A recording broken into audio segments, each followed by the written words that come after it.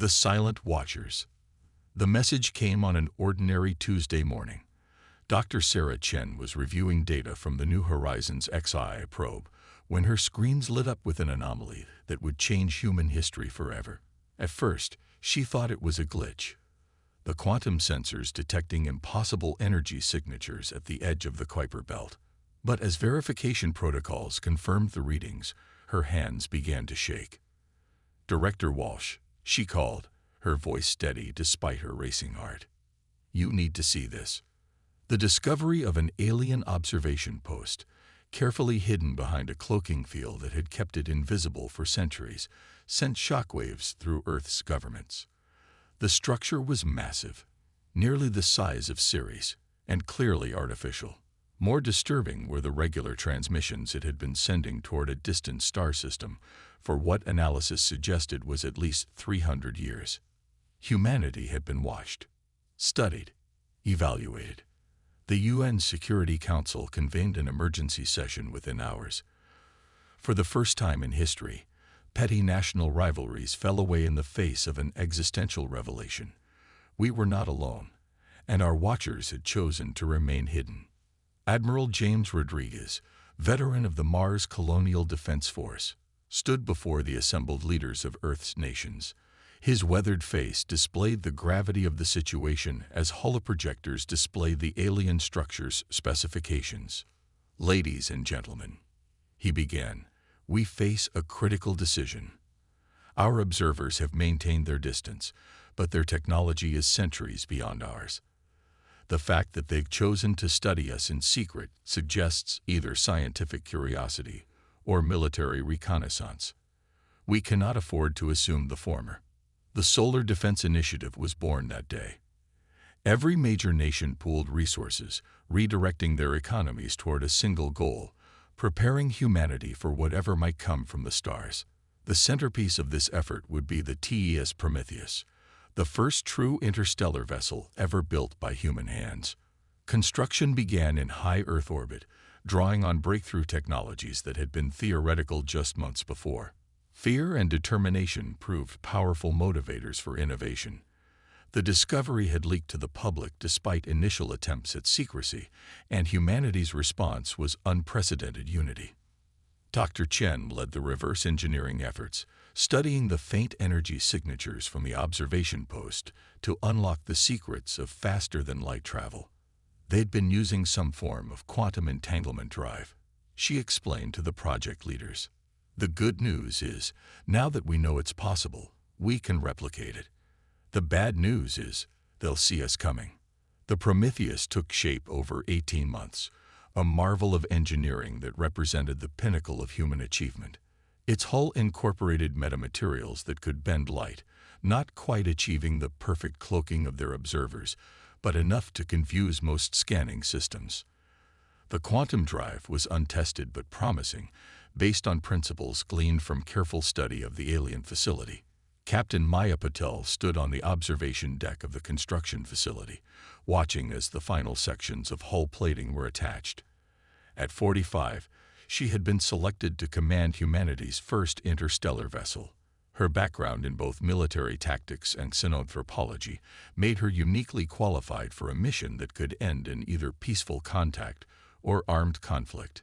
"Beautiful, isn't she?" Admiral Rodriguez joined her at the window. The Prometheus's sleek form stretched nearly a kilometer in length, its dark hull absorbing light in a way that made it look like a hole in space. "She's as ready as we can make her," Maya replied. "But are we ready for what we might find?" The Admiral's response was interrupted by klaxons. Red emergency lights bathed the observation deck as screens lit up with urgent reports. The alien structure had begun moving, its massive form breaking orbit and accelerating toward interstellar space. "They know," Maya whispered. "They know we've spotted them."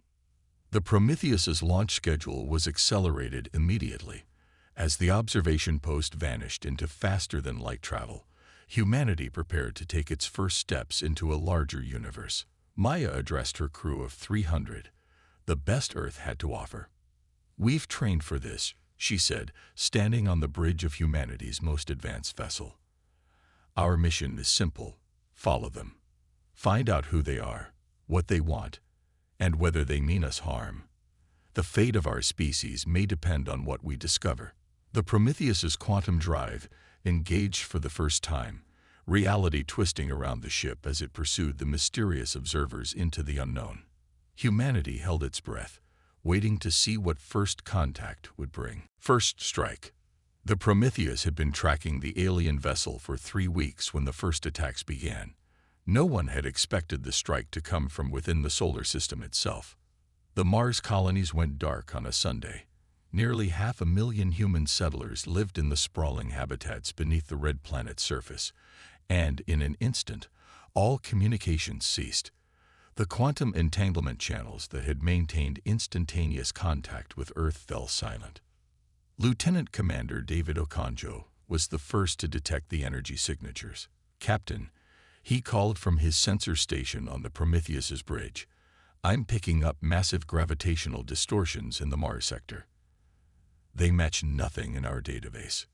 Maya Patel felt her heart sink as she processed the implications. The vessel they'd been following was a decoy. While humanity's first starship chased shadows, the real threat had emerged elsewhere. "All hands, battle stations," she ordered, her voice carrying the weight of command. "Plot a course back to Sol. Maximum speed." The Prometheus's quantum drive engaged, warping space around the vessel as it began its desperate race home. Dr. Chen's modifications to the engine core pushed the theoretical limits of their reverse-engineered technology. They could only hope it would be enough. They emerged from quantum space to find chaos.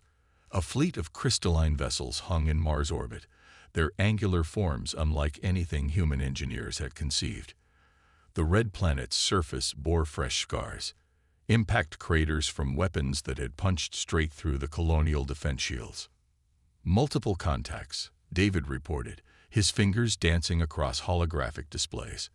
"I count 27 vessels, all larger than anything in Earth's fleet. Energy readings suggest their weapon systems are powered by. Captain, they're using contained antimatter reactions."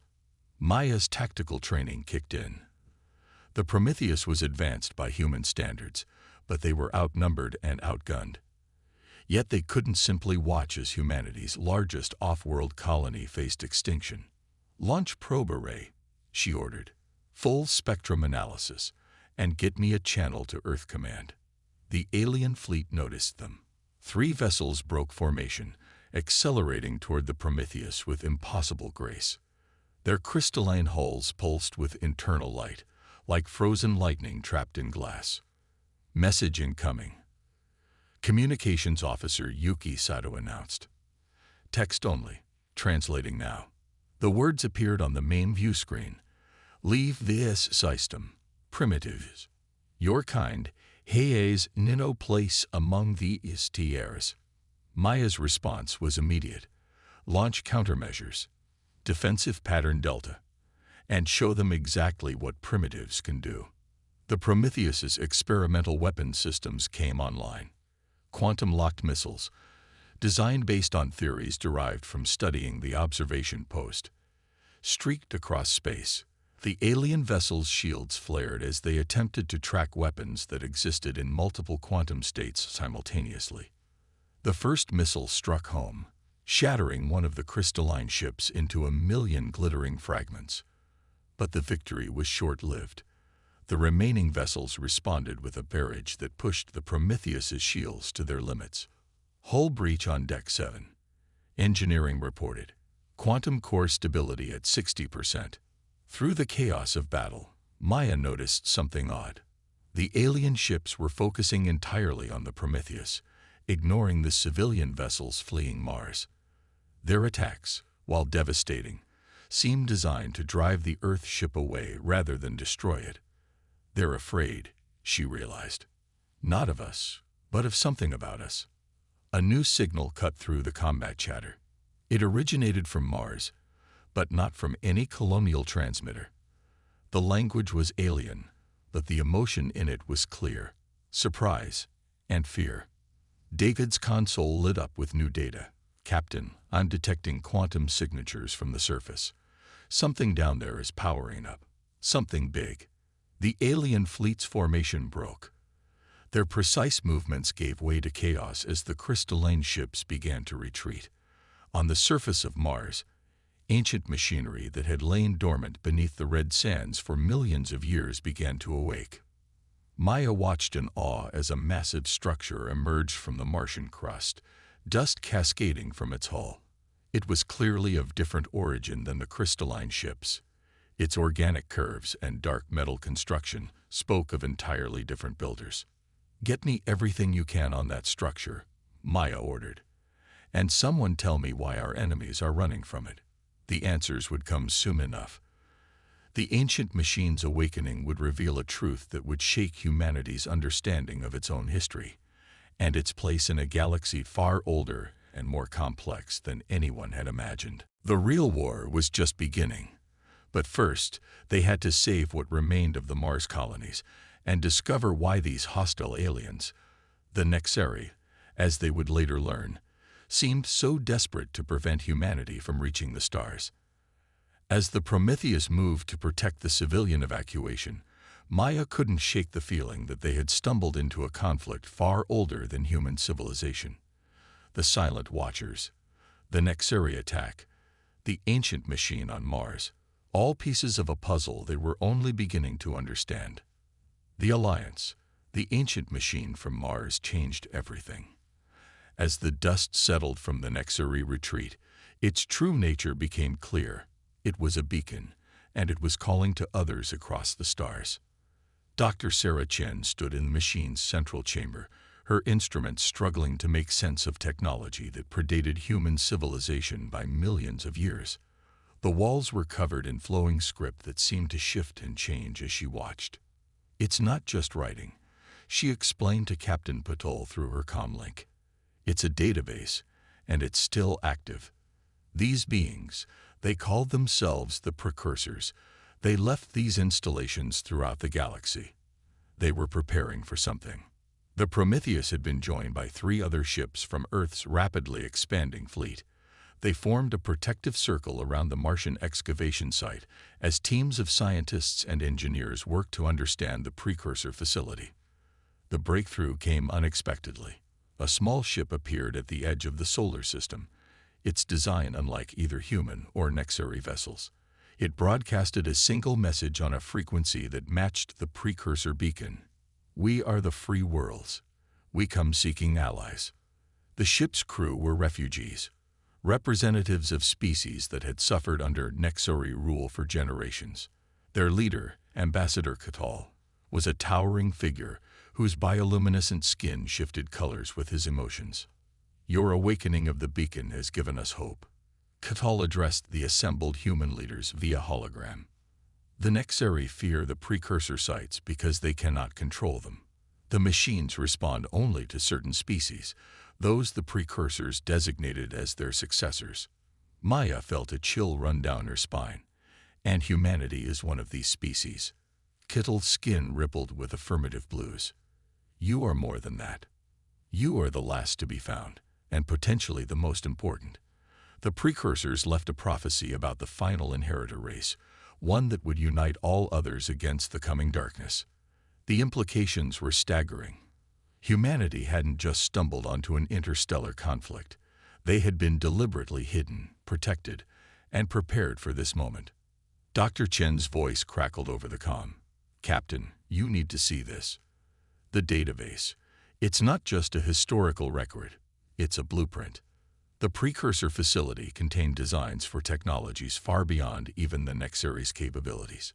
Quantum drives that could traverse galaxies, energy weapons that could unmake stars, and defensive systems that defied the known laws of physics.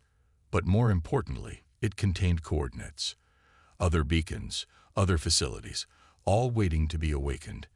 And with each activation, more allies would find the courage to resist the Nexeri Empire. The war expanded rapidly. The free worlds, emboldened by humanity's success, launched rebellions across dozens of systems. The Prometheus, now upgraded with precursor technology, led daring raids that freed enslaved populations and activated more beacons. Lieutenant Commander Okonjo developed new battle strategies that combined human ingenuity with alien technology. The Nexari rely on predictable, programmed responses, he explained during a strategic briefing. They've dominated for so long, they've forgotten how to adapt. But humans, adaptation is what we do best. The resistance grew. Species that had been enemies for centuries found common cause in the fight against their oppressors. The Vix, masters of biological engineering, offered their expertise in healing and adaptation. The Quantum Collective, energy beings who existed in multiple dimensions, taught humans to perceive reality in new ways. Maya watched as her crew worked seamlessly with alien counterparts, each species contributing unique perspectives and abilities. The Prometheus had become more than Earth's first starship. It was a symbol of unity, of the power of cooperation against tyranny. But the Nexari Empire was vast, and it would not fall easily. Their response to the growing rebellion was brutal. Entire systems were quarantined, cut off from all contact. Worlds that harbored resistance fighters were subjected to orbital bombardment. The turning point came during the Battle of Proxima Centauri. The Nexari, determined to crush humanity's home system, launched a massive assault. But they had underestimated the power of the activated precursor technologies and the determination of those who wielded them. The battle would become legend, but it was only the beginning. As more beacons awakened and more allies joined the cause, a truth became clear. The precursors hadn't just chosen humanity as inheritors, they had designed them for this role. In the ship's meditation chamber, Kittel shared a final secret with Maya. The precursors didn't just disappear, he said, his skin pulsing with deep purples of revelation. They seeded their essence into promising species throughout the galaxy. And in humans, their work reached its pinnacle. Maya thought of the impossible adaptability of human biology, the unique way human minds could grasp and reimagine concepts, the drive that had taken them from stone tools to starships in a mere handful of millennia. They weren't just fighting for freedom now. They were fighting to fulfill a destiny written in their very genes. Breaking chains, the liberation of New Terra would later be studied in military academies across a dozen worlds. Not for its scale, there were larger battles in the war against the Nexari Empire, but for its audacity. It demonstrated why humanity had become the Empire's most feared opponent. Captain Maya Patel stood on the Prometheus's bridge, watching the holographic display as hundreds of small dots representing civilian ships scattered in all directions from the colony world. The evacuation looked like chaos. It was meant to. Nexari fleet responding exactly as predicted, Lieutenant Commander Okonjo reported, his voice tight with concentration. They're splitting their forces to intercept the evacuees. The Nexari, with their crystalline ships and rigid tactics, never could resist an easy target. Their arrogance had become their weakness. Now, Maya ordered. The civilian ships, actually empty drones controlled by quantum AI, suddenly changed course. They converged on the scattered Nexari vessels like a swarm of angry insects.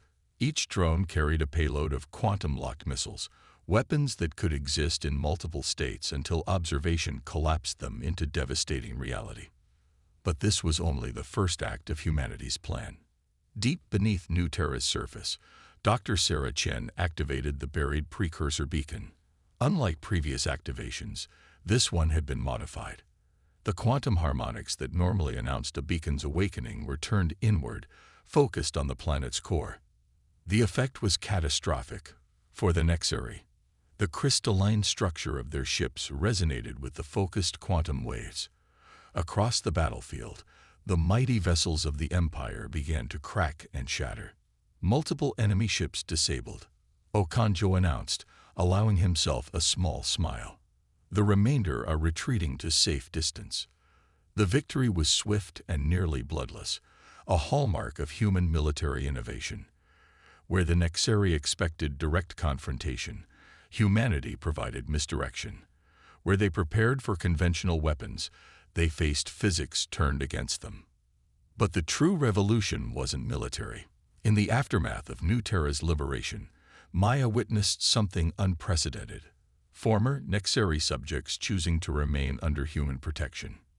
Your species understands freedom in a way the others do not, explained Zaxel, a silicon-based being whose people had served the Empire for millennia. You don't simply break chains, you ensure they cannot be reforged. The human approach to liberation was unique in the galaxy. Where other species sought revenge against their former oppressors, humanity established systems of self-governance. They taught principles of democracy, individual rights, and collective responsibility. The Prometheus had become more than a warship. It was a symbol of transformation, carrying educators and engineers alongside its warriors. Each liberated world became a beacon of hope, demonstrating an alternative to the Empire's rigid hierarchy. But the Nexari were learning. Their tactics evolved, becoming more unpredictable. Reports arrived of new weapons being deployed, terrible devices that targeted the quantum signature of precursor technology. During a strategic council aboard the Prometheus, Ambassador Katol's skin rippled with concern. The Empire is desperate. They're using forbidden technologies, weapons that could tear reality itself apart. Maya studied the reports, noting the patterns. They're not just attacking our forces, she realized. They're trying to destroy the precursor sites before we can activate them. They know something we don't. The answer came from an unexpected source. A Nexeri scientist, captured during the liberation of New Terra, finally broke his silence. What he revealed changed everything they thought they knew about the war. The Empire doesn't rule through choice or even just through force, he explained, his crystalline form trembling. We are bound to it. Something in our very structure compels obedience, and that same force is growing stronger, spreading through the galaxy like a wave. Dr. Chen's analysis confirmed the horrifying truth. The Nexeri weren't just an empire.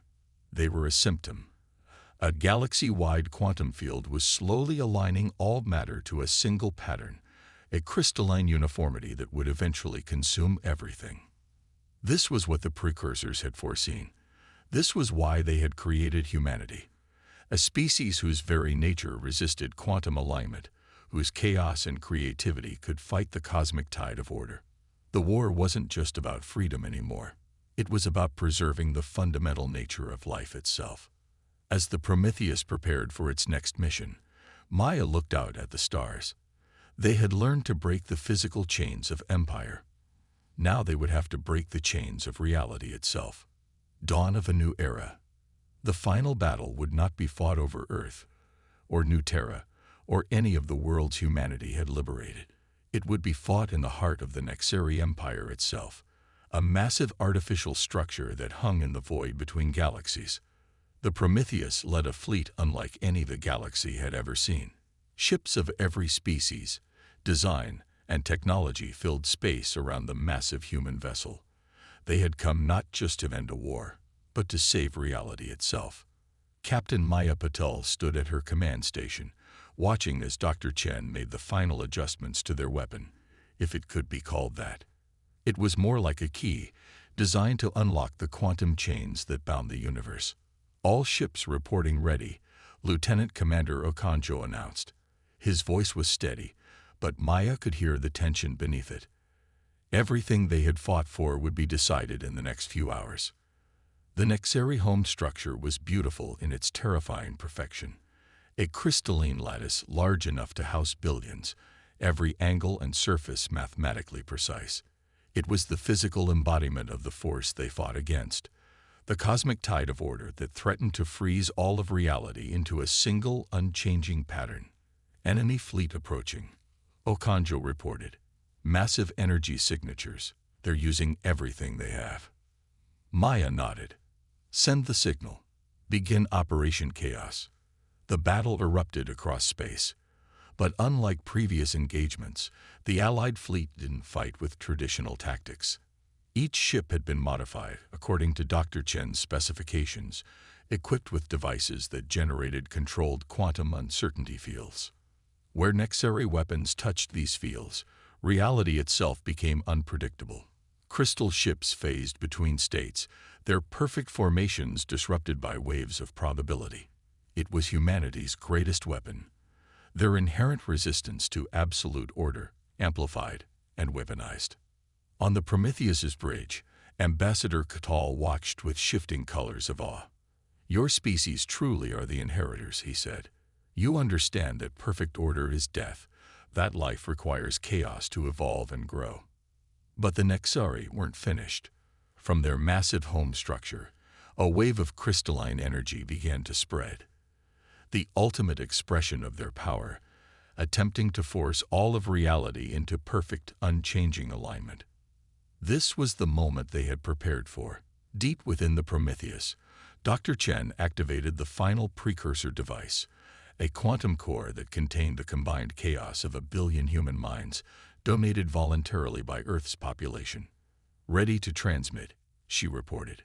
"But Captain, we still don't know exactly what this will do." Maya smiled. That uncertainty, that willingness to leap into the unknown, was exactly what made humanity different. "Send it." The quantum core pulsed, and reality rippled. The wave of human consciousness. Messy, contradictory, creative, and free, met the crystalline tide of order. Where they clashed, new patterns formed, neither purely ordered nor purely chaotic. The Nexari home structure began to transform. Its perfect crystalline lattice softened, organic curves appearing among the geometric patterns. And from within, a signal began to broadcast, the first free thoughts of the Nexari people in millennia. The cosmic force that had bound them was breaking down, not into chaos, but into a new balance. The Nexari themselves were changing, their rigid crystalline forms becoming fluid, adaptable. "They're standing down," Okonjo reported, wonder in his voice. "All across the galaxy, the Empire's forces are standing down." It wasn't just victory, it was transformation. The Nexari hadn't been defeated. They had been freed from a cosmic force that had trapped them in stasis for millions of years. And in that freedom, they found something they had forgotten. The ability to change, to grow, to choose. In the days that followed, a new galactic order emerged. Not an empire built on control, but a confederation founded on principles of balance. The Galactic Concordat was established, with Earth playing a central role not as conquerors, but as mediators between order and chaos. The Prometheus became a symbol of this new era. Its mission changed from warfare to exploration, seeking out other species trapped between the cosmic forces of order and chaos, helping them find their own balance. Maya stood in the precursor chamber on Mars where it had all begun, looking at the flowing script on the walls. They could read it clearly now. It wasn't just a warning about the crisis they had faced. It was a message of hope. "To those who find this," she read aloud, "know that the universe requires both pattern and possibility, both structure and freedom. In humanity, we planted the seeds of this truth. Through them, may all find the balance they seek." Dr. Chen joined her, carrying new data from their studies of the transformed Nexari structure. "We're still discovering what we've unleashed," she said. "The possibilities are endless." Maya smiled. "Endless possibilities," she repeated. "That's what humanity does best." The Prometheus lifted off from Mars, ready for its next mission. Above them, the stars seemed brighter somehow, as if the very fabric of space celebrated its newfound freedom to change, to grow, to become something new. It wasn't the end of their story. In many ways, it was just the beginning. But it was their beginning. Chaotic, uncertain, and full of hope. The end.